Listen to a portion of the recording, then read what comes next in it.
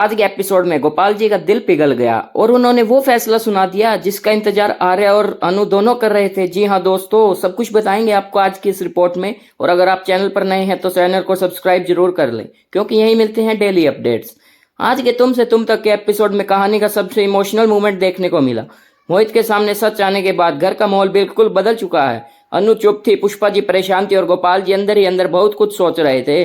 उनके लिए ये सिर्फ एक शादी का डिसीजन नहीं था, ये उनकी बेटे की जिंदगी का सवाल था। रात भर गोपाल जी की नींद नहीं आती।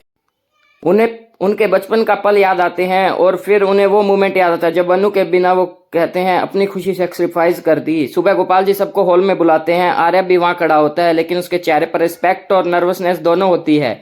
सबको लगता है गोपाल जी शायद आर्य को मना कर देंगे, लेकिन फिर गोपाल जी धीरे से कहते हैं, प्यार को समझने में मुझे वक्त लग गया, लेकिन अब मैं अपनी बेटी की खुशी के खिलाफ नहीं जाऊंगा।